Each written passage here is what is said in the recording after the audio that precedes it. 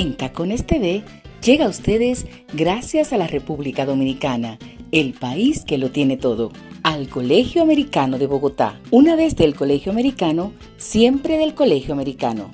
A la Universidad Reformada de Barranquilla en Colombia, educando la vida para la paz. Y al Hotel Grand Park, la mejor estadía en Bogotá. Hola, bienvenidos. Esto es En Tacones Televisión para todo el continente. Hoy con un episodio muy especial, una conversación que tuve de manera virtual con la política, ex senadora y ex candidata presidencial de Colombia, la doctora Ingrid Betancourt. Además, recordemos que fue secuestrada por las FARC durante casi 7 años. Conversamos con ella sobre su vida, sobre el secuestro, sobre su familia y sobre la política colombiana. Espero sea del interés de todos ustedes y en esta primera parte nos habla de sus hijos, de sus nietos, de las vacaciones y de ese tiempo secuestrada en las selvas colombianas por las FARC. Para todos ustedes, la doctora Ingrid Betancourt.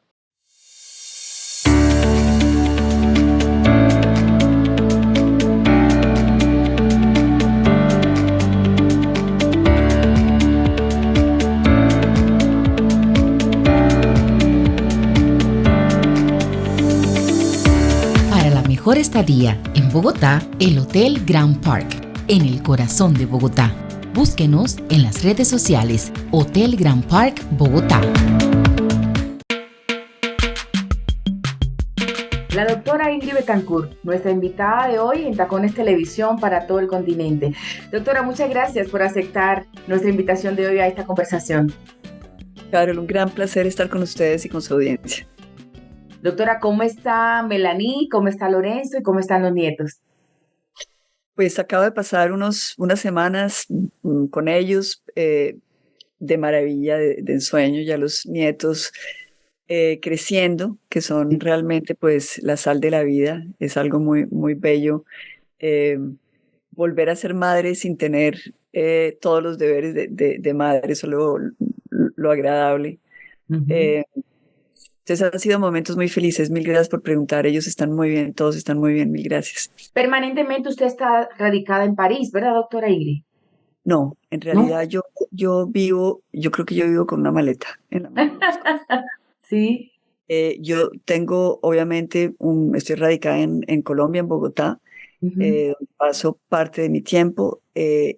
También estoy en Francia porque toda mi familia está en Francia y soy una mujer de familia. Entonces, para mí es muy importante que ellos estén tranquilos. Uh-huh. Obviamente, cuando yo estoy en Colombia, las alertas se prenden en todos ellos, quedan preocupados. Creo que es el síndrome de todo lo que se vivió. Uh-huh. Y también viajo mucho porque trabajo.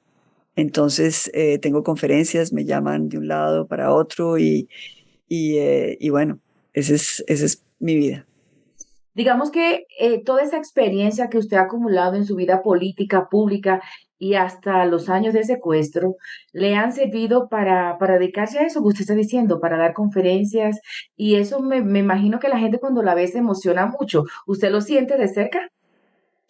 Pues yo siento momentos muy lindos, es decir, la gente se emociona cuando me reconoce, pero me reconocen mucho. En realidad es una experiencia muy extraña porque han pasado muchos años. A mí me liberaron hace 15 años Uh-huh. eh, y realmente cuando voy por la calle, donde sea, en Colombia, en Europa, aún en Estados Unidos, en las zonas latinas, aún en zonas no latinas, me ha sucedido en todos lados en el mundo donde la gente se acerca o porque leyó mi libro o porque le marcó la historia de mi familia y la mía con lo del secuestro.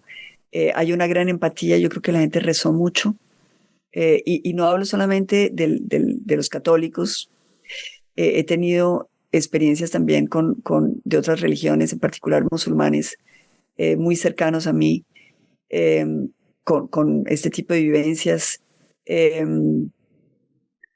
Creo que el secuestro fue algo que fue tan notorio internacionalmente y con lo que sucede hoy en día con las comunicaciones, que todo se vuelve como tan cercano, Uh-huh. que me volví como, no sé, como alguien de la familia de mucha gente que no me conoce. Sí, así es, un ícono, un ícono.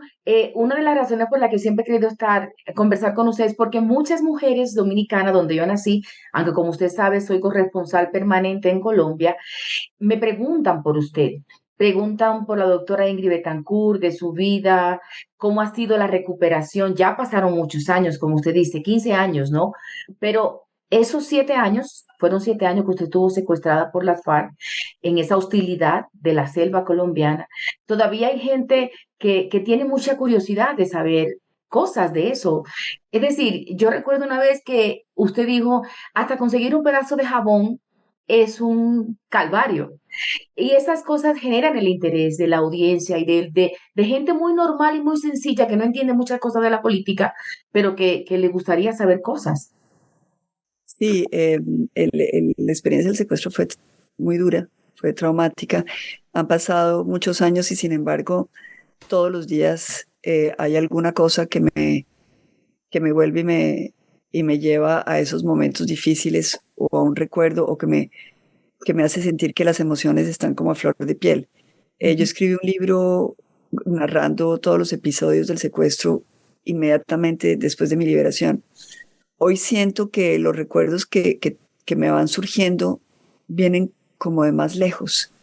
Eh, y estoy descubriendo también cosas que tienen que ver con las emociones de mi familia.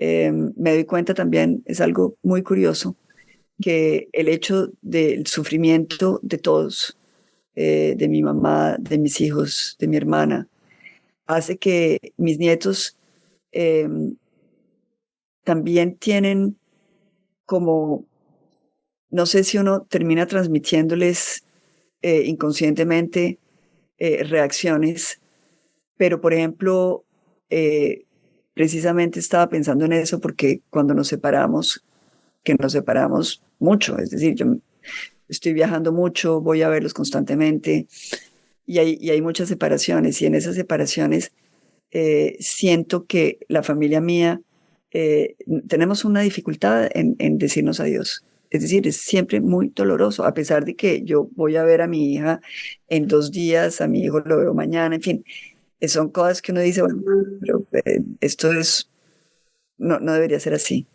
Y todo está relacionado con esa angustia de perdernos, porque el secuestro mío fue tan violento y fue de un momento para otro y todos somos conscientes de que en cualquier momento cualquier cosa puede pasar y la vida puede cambiar tan abruptamente. Entonces, cuando estamos todos juntos, como que valoramos ese tiempo que Dios nos da eh, y también somos conscientes de que todo puede, nos puede ser arrebatado o todo puede ser, esa felicidad presente puede desvanecerse de un momento para otro. Entonces, esos son traumatismos que yo veo en muchos detalles de la manera como nos relacionamos los unos a los otros. Ahora, de la selva hay tantas cosas que contar, tantos momentos difíciles. Eh, el otro día, por ejemplo, estuve plantando un árbol y yo no soy buena para eso.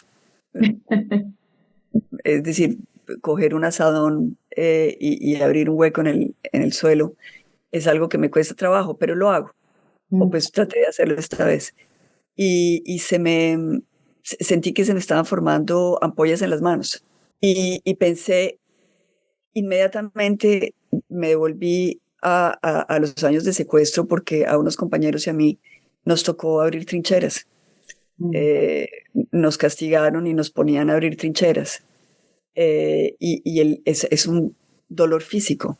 Es decir, hay, además de la indignación, además de la protesta interior, además de la rabia que uno siente de que lo obliguen a hacer cosas De que, la humillación, ¿no? de la humillación.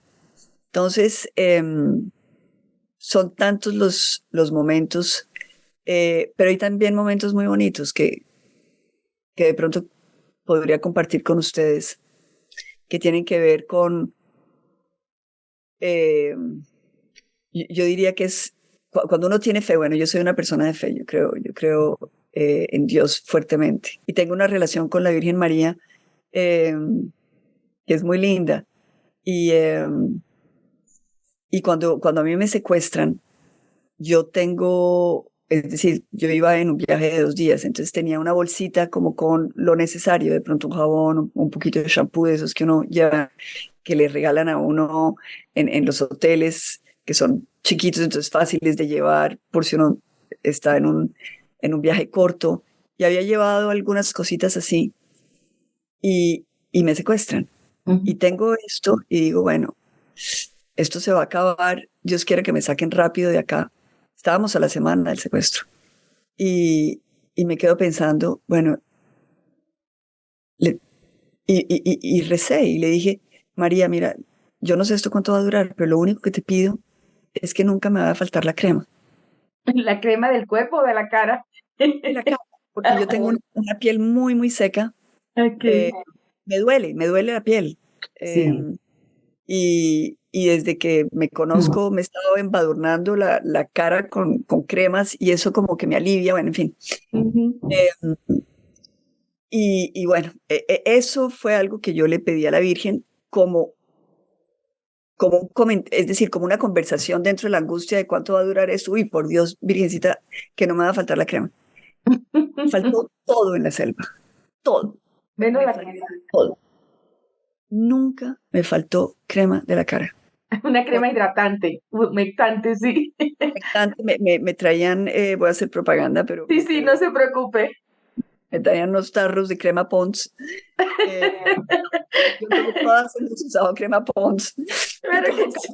sí. Yo me acuerdo de mi abuela echándose crema Pond's, toda mi Por familia. supuesto que sí, así mismo fue. Y entonces fue tan impactante en esos 7 años porque me hacía falta todo, me hacía falta Ujú. crema dental, papel higiénico, toallas. Comida. Nunca hubo champú, había jabón, pero el jabón, como usted lo recuerda de alguna cosa que Sí. yo conté, era realmente muy difícil, era un lujo tenerlo, en fin, etcétera, etcétera, etcétera.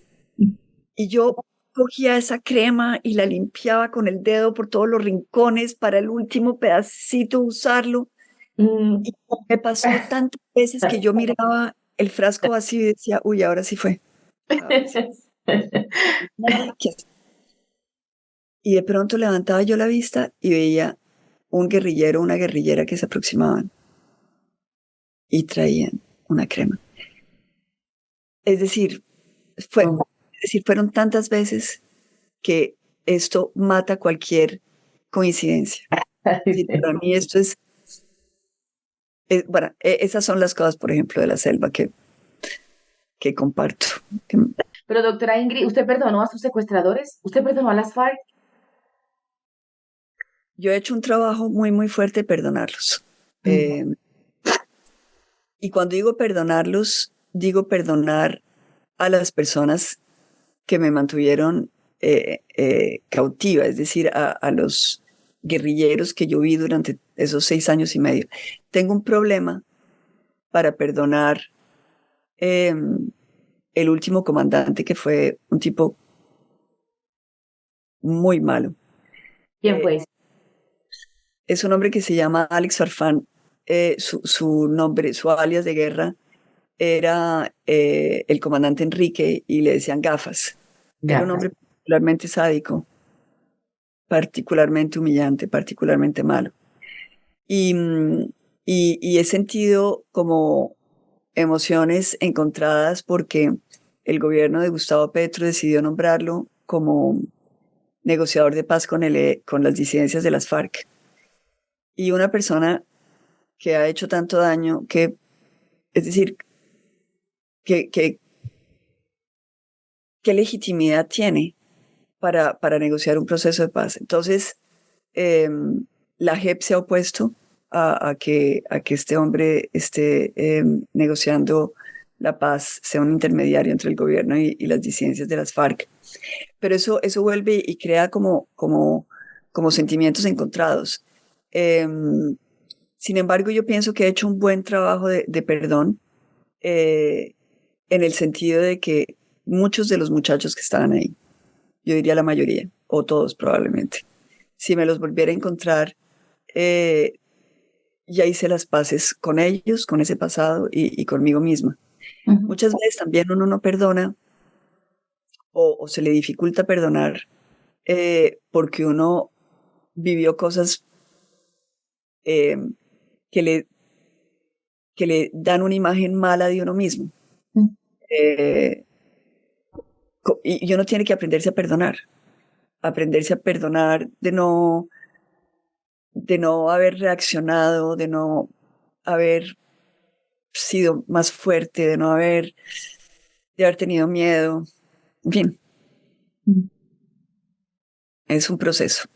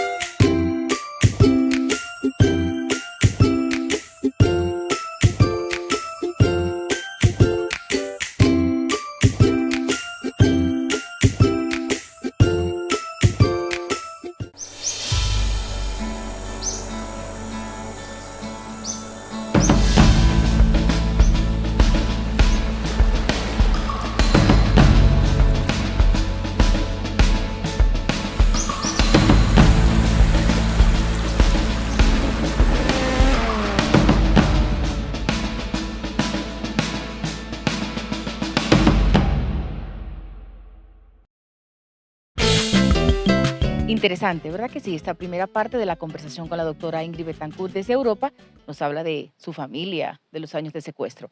En esta segunda parte nos habla de la política en Colombia, de cómo va su relación con este gobierno actual, con el presidente Gustavo Petro y la vicepresidenta Francia Márquez, además de sus intereses políticos y hacia dónde va su carrera política. Aquí la segunda parte con la doctora Ingrid Betancourt, política colombiana desde Europa. Usted que menciona al presidente Gustavo Petro, durante la campaña, usted, es decir, lo que le hemos seguido su vida, su trayectoria, siempre ha sido una mujer muy progresista, ¿no? Muy de la izquierda, como dice usted, como le he escuchado decir en varias veces. Sin embargo, Gustavo Petro representa eso, o representaba, o sus ideales, su retórica, está ligado a eso. Y en la campaña usted no lo apoyó. En la campaña electoral para ser presidente, usted se apartó totalmente de Gustavo Petro, cuando en algún momento yo escuché que usted era admiradora de él. ¿Qué pasó ahí, doctora Ingrid? Sí, es verdad. Es más, no solamente admiradora, sino que yo vine a Colombia expresamente en el 2018, porque él me lo pidió, entre otras, para ayudarlo en su campaña, en la segunda vuelta, para ayudarlo y apoyarlo. Eh, pero ya en ese momento, en el 2018, estando ya cerca con él en la campaña, viendo situaciones de campaña, comenzaron a tuve preocupaciones sobre su conducta. Eh, y pensé, bueno, mm, de pronto, eh, mejor que hubiera ganado Duque. Me acuerdo que lo pensé, a pesar de que yo lo estaba apoyando, pero ¿Qué no me le pareció gustó? que él Que su tenía... actitud, Lo que pasa en el 2022 ya me produce grandes preocupaciones, porque no es solamente, digamos, eh, problemas de carácter que de pronto yo veía que podían ser debilidades y uno quiere un hombre o una mujer en la presidencia del país que tenga la capacidad de aguantar el, la presión. Es decir, porque es un trabajo de mucho, de estar en primera línea, de estar enfrentando todos los choques, Pero en el 2022 ya lo que no me gustó fue las alianzas que hizo. Porque Gustavo Petro era una persona que durante toda su vida, que yo lo conocí así en el Congreso, y eso nos había de alguna manera acercado, era un hombre que denunciaba la corrupción, así que fue. denunciaba en particular la corrupción política. Y de un momento para otro, sin que me diera ninguna explicación, comenzó a aliarse con los íconos de la corrupción política colombiana. Personas muy cuestionadas que se habían enriquecido de una manera inexplicable, que todo el mundo señalaba. Es decir, que adicionalmente le habían hecho daño a Colombia con tomas de posiciones que iban en contravía de la ideología misma que pretendía defender Gustavo Petro, en particular gente cercana al paramilitarismo, cuando él había sido digamos, una Dalí en la denuncia contra Álvaro Uribe, contra el paramilitarismo, contra de los falsos positivos, etcétera, etcétera. Y de pronto, en la elección del 2022, aparece otro Petro, un Petro muy oportunista, dispuesto a aliarse con todo el mundo con tal de ganar las elecciones. Y en ese momento, para mí, eso fue ya la línea, cuando él franquea esa línea, yo pienso, yo no tengo nada que hacer junto a Gustavo Petro, es más, es un peligro. Es un peligro para el país. Estas alianzas eh, nos van a llevar a situaciones de confrontación muy difíciles eh, y esto va a acabar con Colombia. Y de Francia Márquez, la vicepresidenta, ¿cuál es su opinión? Bueno, Francia para mí ha sido una desilusión. Durante la campaña ella me atacó mucho y yo no le respondí porque, entre otras, me parecía una figura muy interesante. Mm. Eh, una mujer de mucho valor, con mucho carácter, con una capacidad histriónica, una retórica importante. Eh, una mujer admirable. Ese era el concepto que yo tenía de ella. Eh, más aún cuando uno sabe lo que sabemos todos de lo que ha sido la realidad latinoamericana. Los pueblos afrodescendientes han sufrido vejaciones, humillaciones. Es decir, la historia no la hemos contado todavía completamente. La esclavitud fue una realidad en Colombia. Y, y los abusos que después se transformaron en explotación de todas estas poblaciones afrodescendientes hasta el punto de que hoy siguen pagando con una situación económica de empobrecimiento prácticamente absoluto en zonas del país, en todo el Chocó, en el Valle, etcétera, eh, la prolongación de esa explotación y de esa esclavitud. Entonces uno, por más de que uno no esté ideológicamente de acuerdo con Francia Márquez, uno sí tiene que admirar esa capacidad de ella de subir y presentarse y tener esa capacidad de explicar y de decir y de conectarse con la gente y de ser una líder. Para mí esa fue la Francia Márquez de la campaña. La Francia Márquez del gobierno, una gran desilusión, porque, porque yo creo que cuando uno tiene la posibilidad de llegar a la cima de la pirámide social, como es la presidencia de la República y la vicepresidencia, se incrementa la responsabilidad y se incrementa la necesidad de dar ejemplo. Y Francia Márquez es una persona dedicada a abusar del poder. Eh, es una persona que decide vivir en mansiones lujosísimas, eh, hacer que el gobierno le pague sus desplazamientos a esas mansiones en helicóptero, supuestamente por razones de seguridad cuando no hay tal. Se inventan eh, eh, hechos de violencia eh, para poder justificar eh, este tipo de abuso de, de los recursos del Estado. Eh, se va de viaje y la comitiva son los amigos y el novio eh, y yo creo que eh, esto a uno le hiere como colombiano porque Colombia sí necesita voces como las de Francia Márquez eh, hablando por la gente. Y resulta que ella acuñó una frase que tuvo mucho éxito, que era, ahora vamos a vivir sabroso. Claro, Vivir el sabroso. pueblo tiene que vivir sabroso. Y es importante que los colombianos es decir, de los más bajos recursos, puedan tener las oportunidades de todos los demás. Y ese concepto de vivir sabroso es muy importante. Pero para ella, vivir sabroso fue solo ella. Vamos a ver a Ingrid Betancourt de nuevo en la política activa electoral. ¿Quiere usted ser presidenta de Colombia? Mira, esa es una pregunta que me hacen mucho. Yo la verdad no tengo ambición. Eso es decir, quisiera que me entendieran. Ujú. Yo pasé 7 años secuestrada, mi ambición es vivir sabroso Vivir con, sabroso. con mi familia. Esa es mi Sí. ambición. Yo vuelvo a la política porque tengo una responsabilidad con mi país, Mm. porque me duele lo que pasa con Colombia, porque cuando no estuve en Colombia fue porque pensé que Colombia estaba bien manejada, que estábamos saliendo de problemas, que estábamos desarrollando al país, que mal que bien habían buenos liderazgos y sentía que había gente joven tomando la releva. El golpe de Petro para Colombia es mortal, es un retroceso de 40 años. Y por eso estoy de nuevo haciendo política activa. Soy dirigente política de nuevo en Colombia, soy la directora de mi partido, el Verde Oxígeno. Verde oxígeno. Soy la fundadora y con los directores de mi partido, pues llevamos a cabo esa dirección. Es una responsabilidad. Eh, Tengo una voz y eso es muy importante, poder decir las cosas que otros no dicen o les da miedo decir o se sienten incómodos de decir. Yo no le tengo miedo a nada. Soy una mujer libre, libre del alma.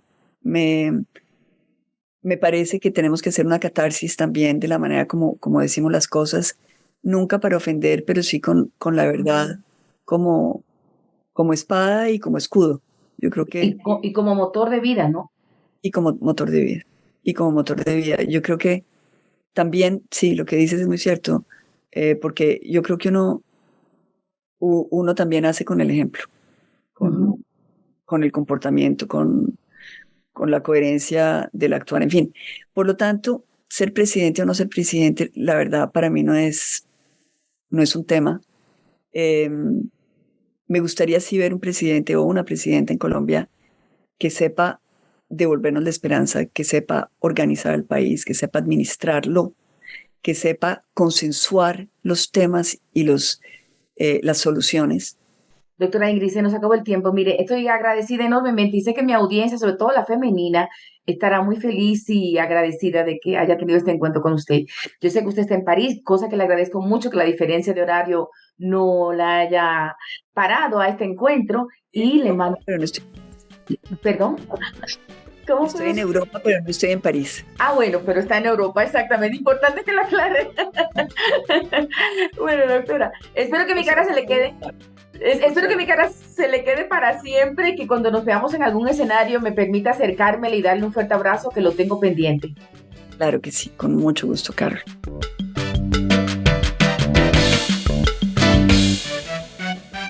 Bueno, espero que les haya sido de interés, ¿no? Escuchar de viva voz la historia de esta importante política y mujer de la cultura colombiana. La doctora Ingrid Betancourt, ex senadora, es candidata presidencial y un personaje que se volvió icónico por haber sido secuestrada por las FARC. Gracias por su sintonía. Nos vemos en la próxima y espero que en Tacones Televisión siempre sea del agrado de todos ustedes. Nos vemos.